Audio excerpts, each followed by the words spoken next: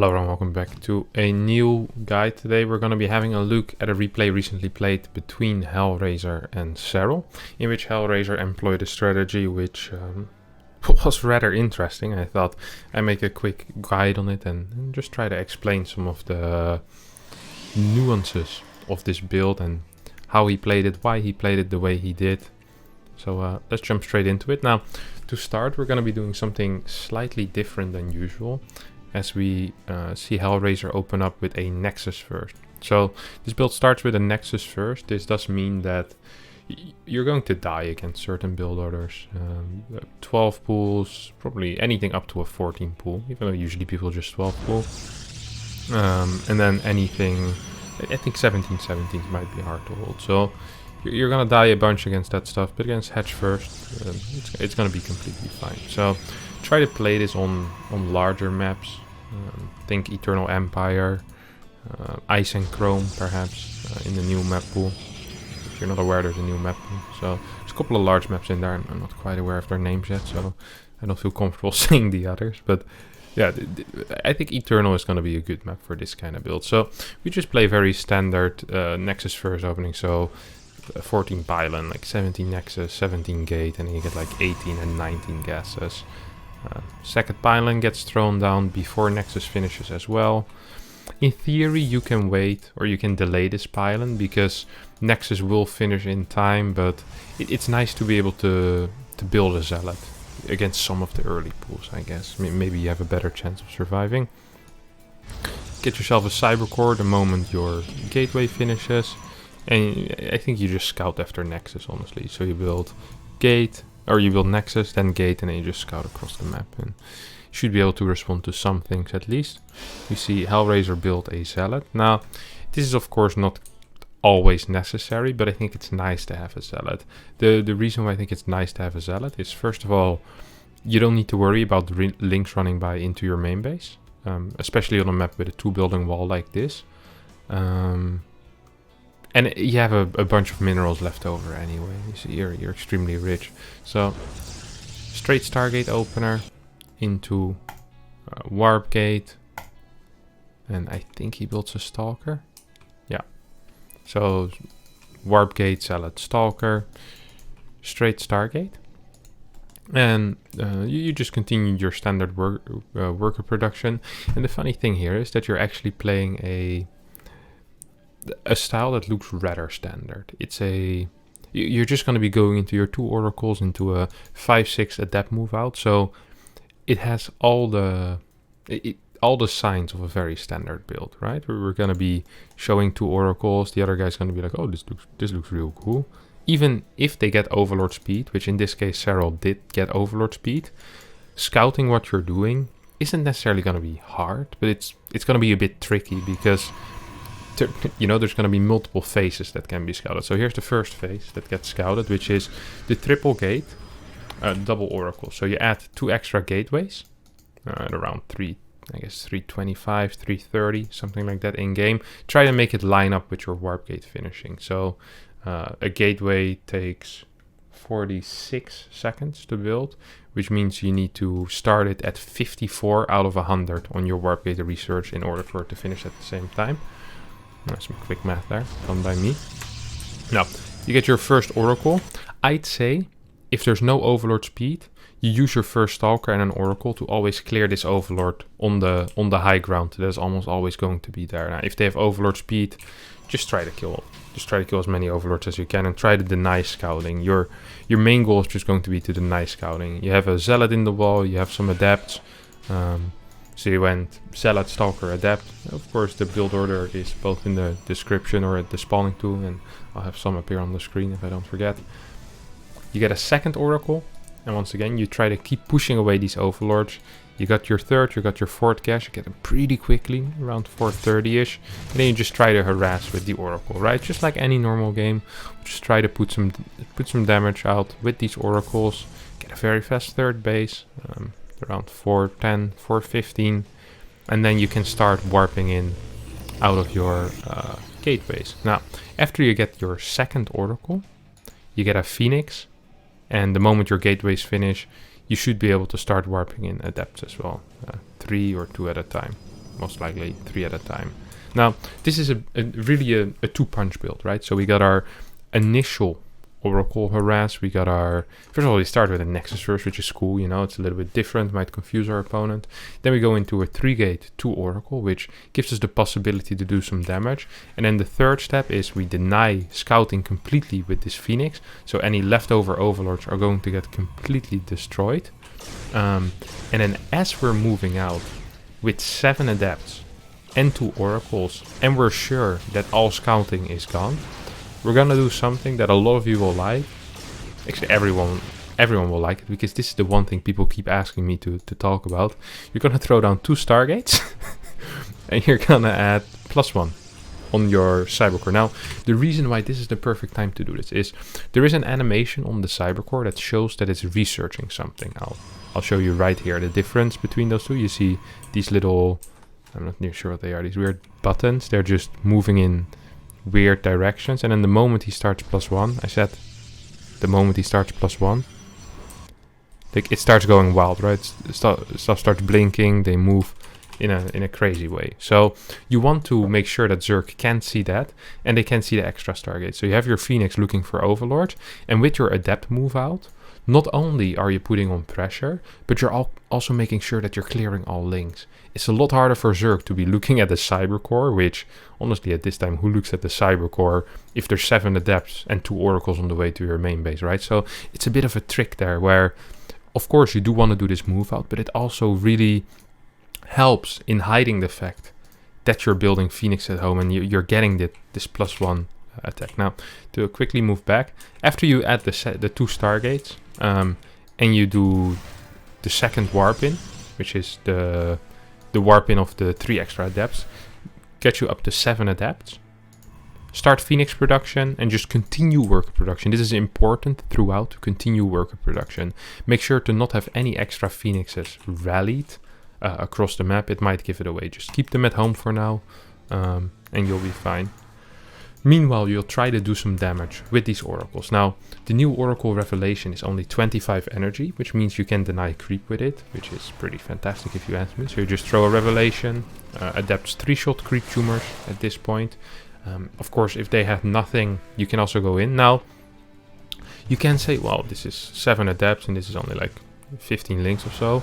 You could finish it, but actually the point of these Adepts is not necessarily to do much damage. Like, you'll try to trade a little bit, but you never shade in. The reason why you never shade in is because this is a distraction.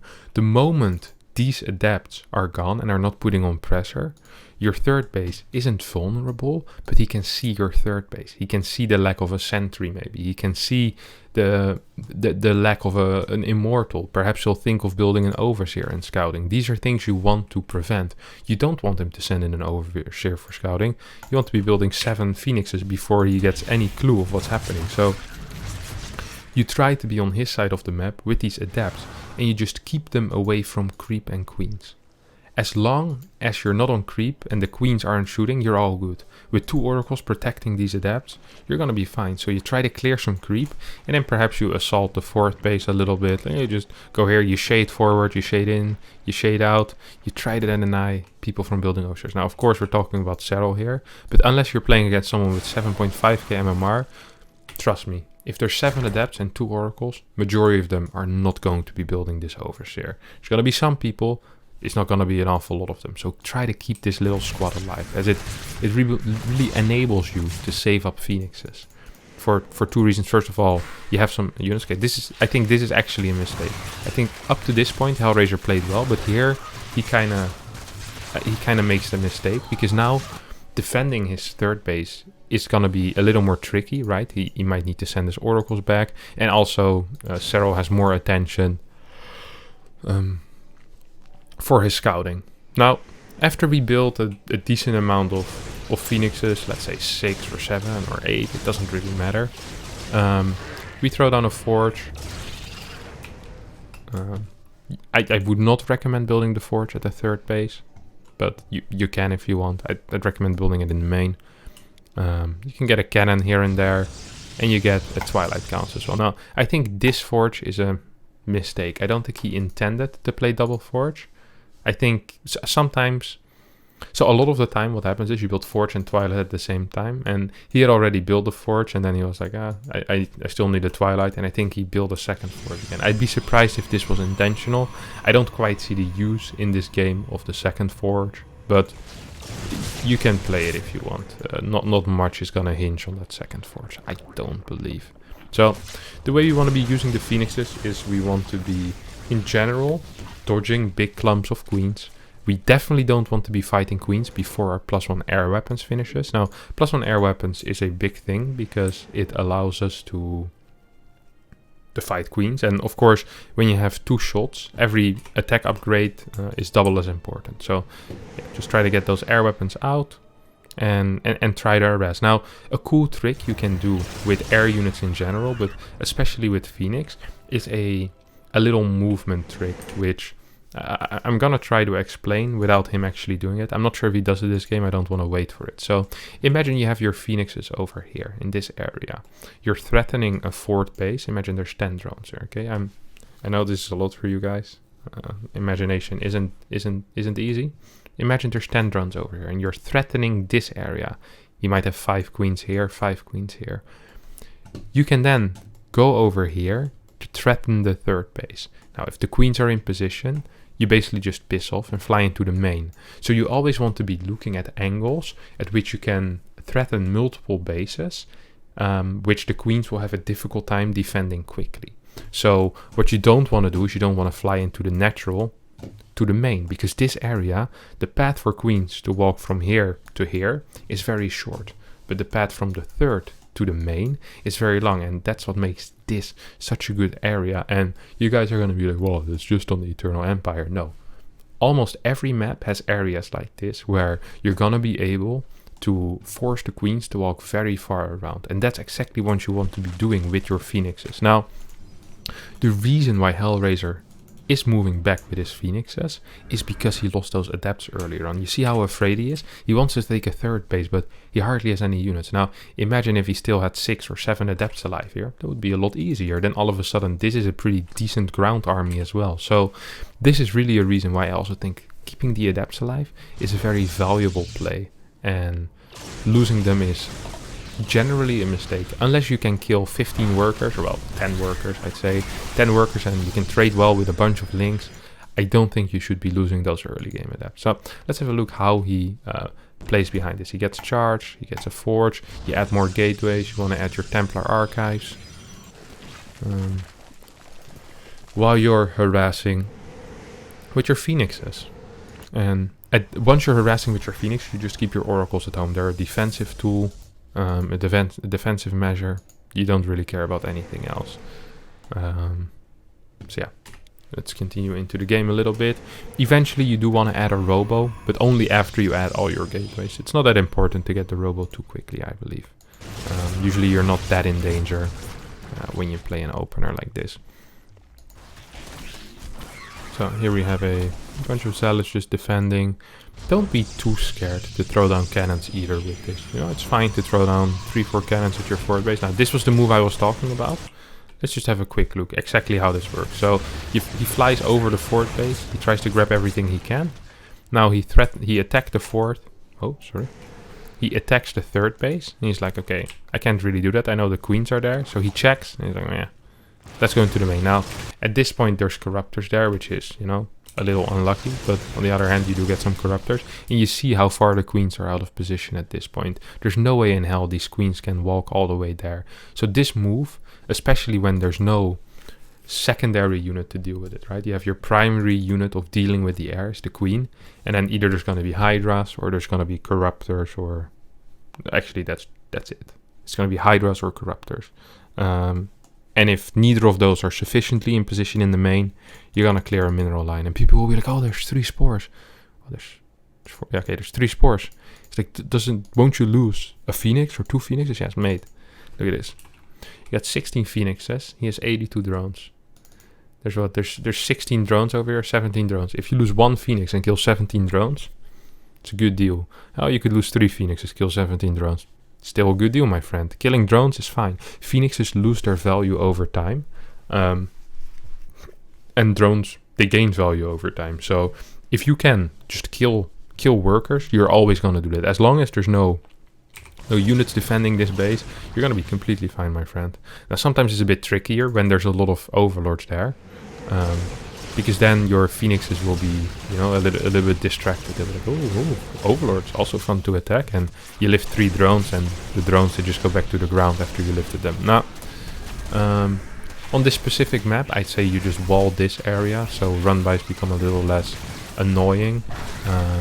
Because you don't really have a great ground army initially. I like the use of batteries in walls. So 1 battery here, like 1 battery here, and like a battery here as well, and a couple of cannons.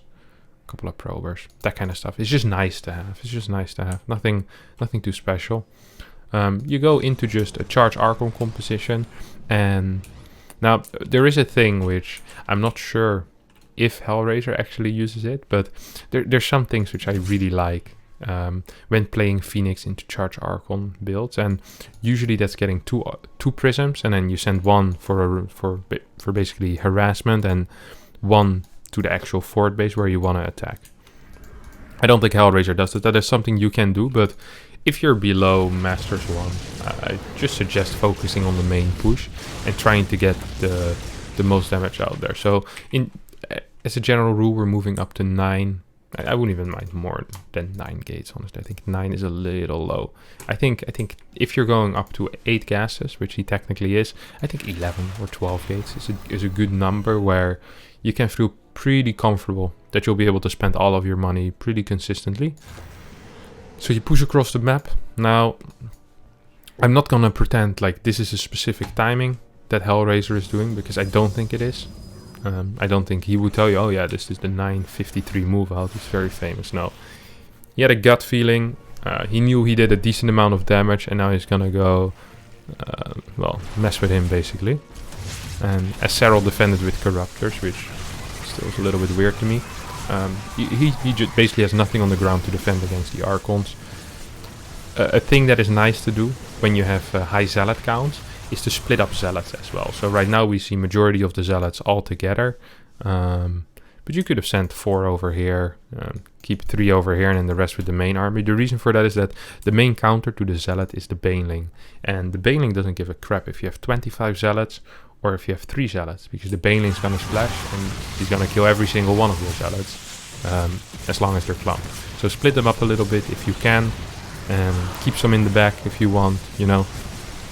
That way 4 Zealots won't be able to hit 18, or if 4 Banelings won't be able to hit 18 Zealots. So yeah, this is kind of the main idea. It's that triple Stargate Phoenix with +1 into a +1 or +2 charged Archon push, which I think he should have more gates. You see, he's floating a lot of money. You're either going to be floating minerals or gas, and in Hellraiser's case, he's going to be floating both. Now, this game goes on for another 8 or 9 minutes, but